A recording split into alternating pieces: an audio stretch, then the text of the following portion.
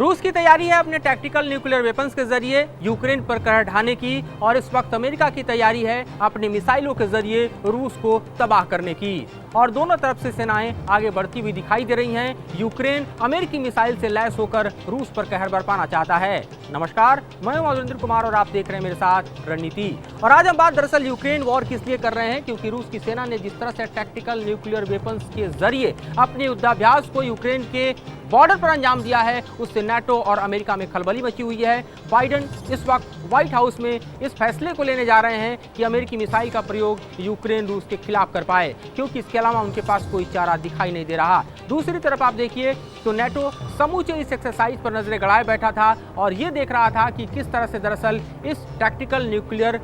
Weapons के जरिए होने वाले एक्सरसाइज में रूस जो है वो अपने इरादे जाहिर करता है। तो रूस ने अपने इरादे जाहिर कर दिए, खासतौर पे किंजल और इस्कंदर जैसे मिसाइल का इस्तेमाल कर पुतिन ने दिखा दिया कि उनके इरादे क्या हैं, क्योंकि ये दोनों रूस के सबसे घातक मिसाइल हैं। ये अगर टैक्टिकल न्यूक्लियर वॉरहेड से लैस होते हैं तो अपने आप में आप समझिए कि यूक्रेन पर ही नहीं बल्कि नाटो और अमेरिका पर भी खतरा बढ़ जाएगा, क्योंकि इन दोनों ही मिसाइलों का जो रेंज है वो काफ़ी घातक है। खासतौर पर आप देखिए किंजल की अगर बात करें तो ये इस तरह का सुपरसोनिक मिसाइल है जिसकी स्पीड जो है अपने आप में अलहदा है। तकरीबन आप समझिए कि इसका रेंज 1500 से 2000 किलोमीटर है। और इसके अलावा आप देखिए तो किंजल 480 केजी पेलोड लेकर जा सकता है, जिससे इसकी ताकत का आप अंदाजा लगा सकते हैं। वहीं इस्कंदर मिसाइल की बात करें तो इसका रेंज तकरीबन 500 किलोमीटर है और ये भी लगभग 2000 से लेके 2600 किलोमीटर की रफ्तार से अपने टारगेट की तरफ जा सकता है। तो इस तरह से इस्कंदर और किंजल इन दोनों मिसाइलों के प्रयोग के जरिए, दोनों में टैक्टिकल न्यूक्लियर वेपन्स के प्रयोग के जरिए रूस ने बतला दिया है कि यूक्रेन के जंग के मैदान में पुतिन का इरादा क्या है, वो क्या करने वाले हैं। और इसी सी मची खलबली के बीच जेलेंस्की इस वक्त बाइडेन से गुहार लगा रहे हैं कि अमेरिकी मिसाइल उनको हासिल हो, अमेरिकी मिसाइल का प्रयोग जो है वो इस वॉर में रूस के खिलाफ यूक्रेन कर पाए। और बाइडेन कमोबेश इस पर राजी हो गए हैं, यानी ये जंग और ज़्यादा भड़कता दिखाई दे रहा है। इस बीच यूके का दावा भी बेहद दिलचस्प है कि इस वक्त चीन अपने घातक लीथल वेपन्स जो हैं उसकी सप्लाई रूस को कर रहा है, जिसका प्रयोग रूस यूक्रेन वॉर में कर सकता है। हम जानते हैं कि किस तरह से पुतिन ने अपनी सत्ता संभालने के बाद अपने दौरे के दौरान शी जिनपिंग के साथ जो पैक्ट किया उसमें दरअसल प्रत्यक्ष और परोक्ष रूप से रूस को सैन्य सहयोग को लेकर बातचीत हुई। और इस बातचीत में दरअसल ये भी तय किया गया कि किस तरह से अमेरिका को दरअसल बड़े सेटबैक देते हुए चीन रूस को अपने लीथल वेपन्स की सप्लाई करेगा। और उसी की तारीख अब साफ तौर पर तय दिखाई दे रही है।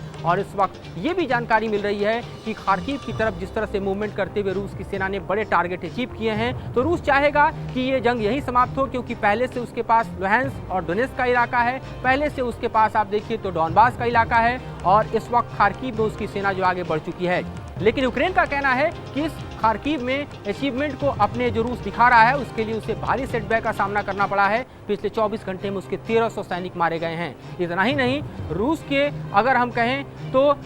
घातक हमले के बीच इस वक्त देखें तो यूक्रेन भी पूरी तरह से पलटवार कर रहा है, क्योंकि जानकारी ये भी है कि रूस के एक मिसाइल वेसल को मार गिराने में इस वक्त यूक्रेन को सफलता मिली है। और ये सब जो है वो खास तौर पर हम देखें तो रूस के लिए किसी झटके से कम नहीं। और इतना ही नहीं, बल्कि इस वक्त की जानकारी ये भी मिल रही है कि डोनेट्स्क इलाके में SU-25 जो रूस का फाइटर है उसको भी मार गिराने में यूक्रेन को सफलता मिली है। तो जंग अपने आप में देखिए तो किस तरह से भड़कता हुआ और यूँ कहें तो अपने आगोश में एक खतरनाक मोड़ लेता हुआ दिखाई दे रहा है, क्योंकि अब इस वॉर का जो अगला प्लान है रूस की तरफ से वो न्यूक्लियर प्लान है। और दूसरी तरफ से इस वॉर के प्लान में अब यूक्रेन ने अपने जखीरे में अमेरिकी मिसाइल जोड़ लिया है, यानी आप समझ सकते हैं कि डिस्ट्रक्शन कितना बड़ा हो सकता है। खासतौर पे आप देखिए तो जिस तरह से रूस के इंटरनल एरिया में अब तक हमले की ताकत यूक्रेन को नहीं थी, लेकिन अमेरिकी मिसाइल अगर सप्लाई करने की इजाज़त, उसका प्रयोग करने की इजाज़त बाइडेन देते हैं तो ये कहीं ना कहीं रूस के इंटरनल एरिया में हमला करने की ताकत यूक्रेन को प्रदान करेगा, जो अपने आप में घातक होगा।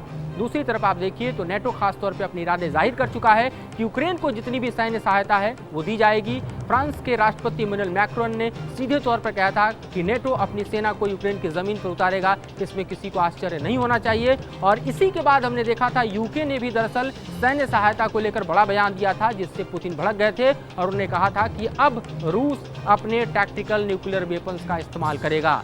ऐसे वेपन्स जो कि अपने टारगेट को अचीव करने के लिए बेहद खतरनाक माने जाते हैं। ये किसी शहर को तो नहीं उड़ा सकते, ये हिरोशिमा और नागासाकी जैसी तबाही तो नहीं ला सकते, लेकिन ये किसी भी डिपो पर या किसी भी टारगेट पर या कहीं भी सैन्य तैनाती है उसको, किसी भी आप समझिए कि जो फॉरवर्ड मूवमेंट सेनाओं की है या फिर टैंक रेजिमेंट मूवमेंट है, आर्टिलरी डिप्लॉयमेंट है, उसके ऊपर जब हमला करता है तो पूरे टारगेट को अचीव करता है, वहां पर पूरी तरह से तबाही लाता है। और इसीलिए टैक्टिकल न्यूक्लियर वेपन्स के इस्तेमाल को लेकर जब रूस और पुतिन अपने इरादे जाहिर कर रहे हैं तो नेटो और अमेरिका के बीच खलबली का मचना लाजमी है। इस वक्त की स्थिति में हम ये भी देख रहे हैं कि जिस तरह से दरअसल दोनों तरफ से जंग के हालात बढ़ते दिखाई दे रहे हैं, भड़कते दिखाई दे रहे हैं, ये दुनिया के भी चिंता के कारण में शामिल हो सकता है, क्योंकि ये वर्ल्ड वॉर 3 का एक तरह से सिग्नल है, क्योंकि इससे पहले टैक्टिकल न्यूक्लियर वेपन्स का प्रयोग इस तरह से रूस ने कभी और कतई नहीं किया। लेकिन पुतिन के सामने चुनौती बड़ी इसलिए है क्योंकि 2.25 साल लगभग बीत चुके हैं, अपने टारगेट को रसिया अचीव नहीं कर चुका है। और साथ ही आप देखिए तो इस वक्त की जो स्थिति है उसमें पुतिन अगर इस युद्ध को और लंबा खींचते हैं तो ये उनके लिए एक तरह से देखा जाए तो सैन्य स्तर पर और आर्थिक स्तर पर देखा जाए तो बड़े झटके के तौर पर होगा, क्योंकि इस वक्त रूस को अपनी सैन्य सप्लाई जो कि एक तरह से देखा जाए अपने मित्र देशों से लेने की जरूरत पड़ रही है। अगर आप भारत के संदर्भ में देखें तो जिस तरह से भारत में बने हुए ड्रोन जो हैं उसकी सप्लाई रूस को लेना पड़ रहा है और साथ ही म्यूनिशन से यहाँ से लेने पड़ रहे हैं, जिसकी एक बड़ी खेप हमने देखी थी कि स्पेन के पोर्ट पर भी स्पेन ने रोक दिया था। तो ये अपने आप में बतलाने के लिए काफ़ी है कि रूस को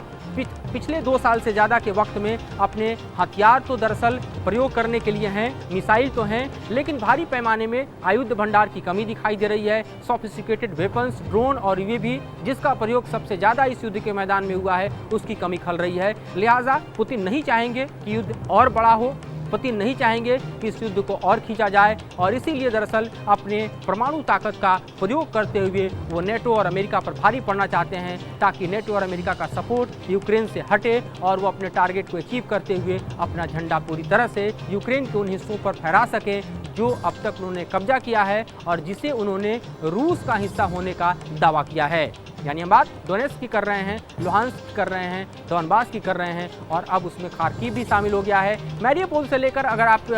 पूरी हम यूक्रेन के मैप को देखें तो ज़ैपोरिज़िया की तरफ भी इस वक्त रूस की सेना का बढ़त दिखाई दे रहा है। क्योंकि गर्मियों का समय है, अभी टारगेट अचीव किया जा सकता है,